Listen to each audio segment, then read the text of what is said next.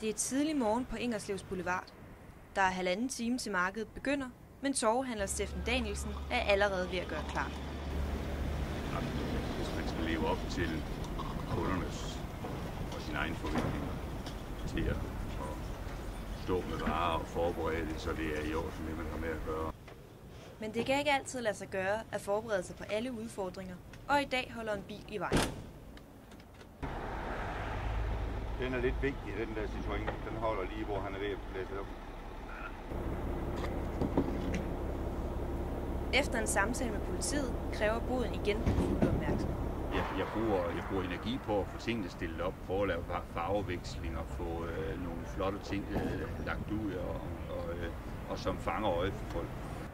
Steffen Danielsen er ikke alene på torvet, og det er en fordel. Man kan sige det sådan, at vi er jo rigtig gode, fordi vi er mange. Vi er rigtig gode til at skabe vores egne kontakter rundt omkring og prøve at finde vores egen niche.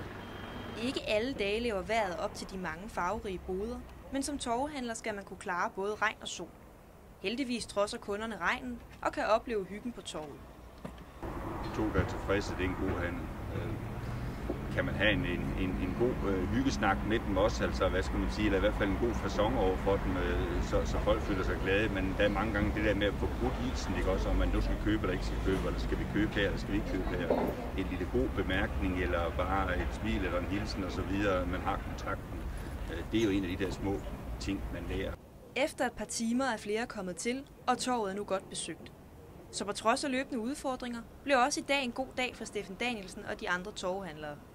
Og nu kan beboerne i området igen parkere deres biler på torvet på Ingerslevs Boulevard, i hvert fald indtil næste gang markedet lægger vejen forbi.